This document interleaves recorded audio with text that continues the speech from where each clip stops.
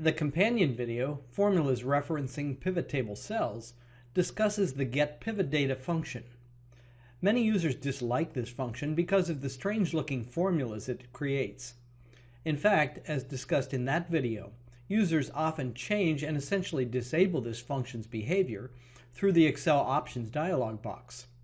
However, the GetPivotData function can actually be quite useful for creating custom reports, as discussed in this video. To illustrate, I will use the customer orders dataset you see here. The orders extend through May 2015, and I have designated the dataset as a table. Based on this table, I have already built a pivot table for a report the company likes to see at the end of each month. The sum of amount paid for each product category and each product broken down by month and year. Actually, I grouped the date field by month and year to get what you see here. The resulting pivot table is pretty ugly, but this doesn't really matter for the company's purpose. If I create a formula that points to any value, you see the GetPivotData syntax, a series of field value pairs.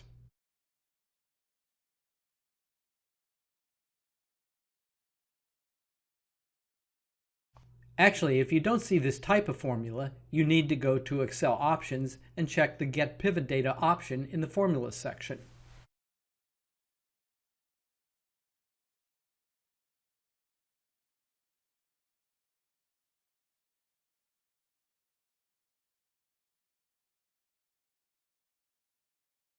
Although the pivot table shows all of the desired totals, and it could be filtered to show results for a specific month, the company wants to use its own custom report format, as shown in the report sheet.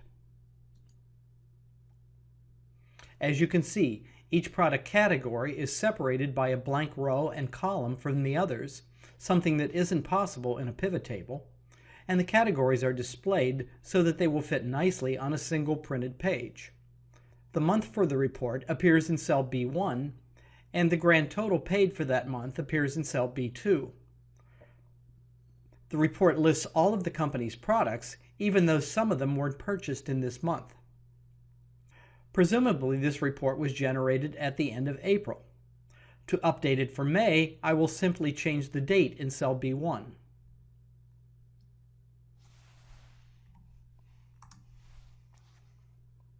As you can see, everything in the report updates automatically. Then in the next month, June, the company could add its June orders at the bottom of the table in the datasheet, refresh the pivot table to include these new orders, and change cell B1 again in the report. The format of the report never changes, and the company can update it each month in a few seconds. The report already contains the required GetPivotData formulas, but I'll delete a few of them and create them again.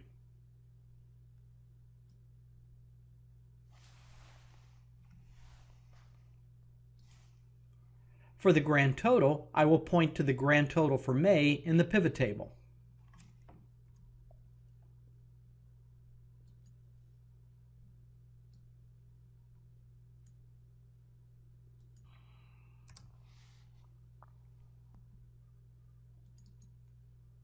The resulting GetPivotData formula is fine, except that it hard codes the month and year. I'll change these by using Excel's month and year functions.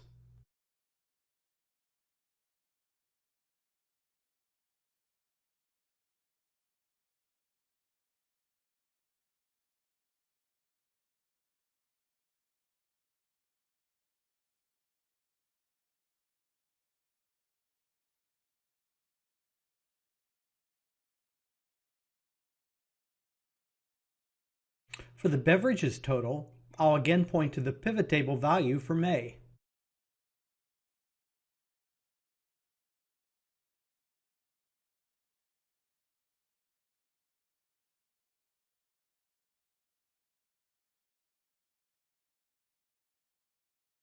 Now the product category name as well as the month and year are hard-coded. I'll change them so that they can be copied to other product category totals.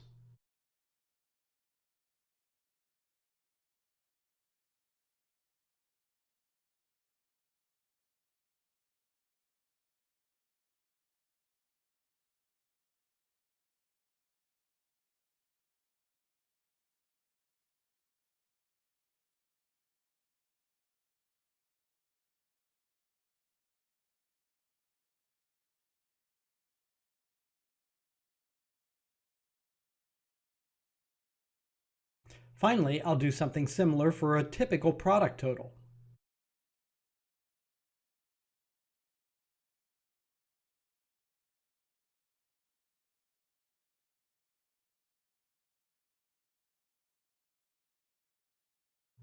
In this case, the GetPivotData formula includes the product category field, which isn't really needed.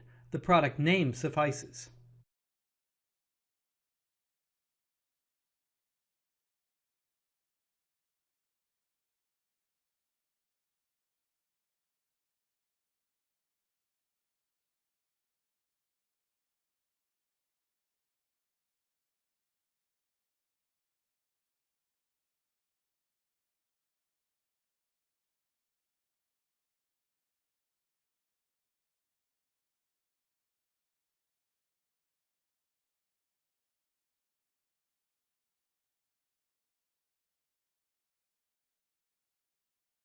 Also, I will surround this formula with an if-error function just in case the product wasn't sold in that particular month. In this case, the formula should return 0.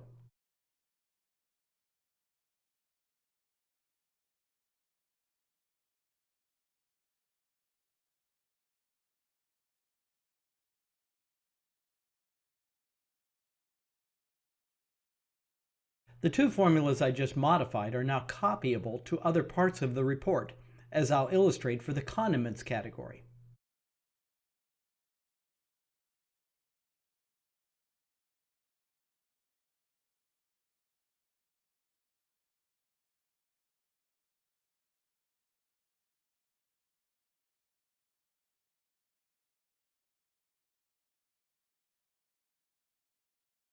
Keep in mind, however, that this copying has to be done only once.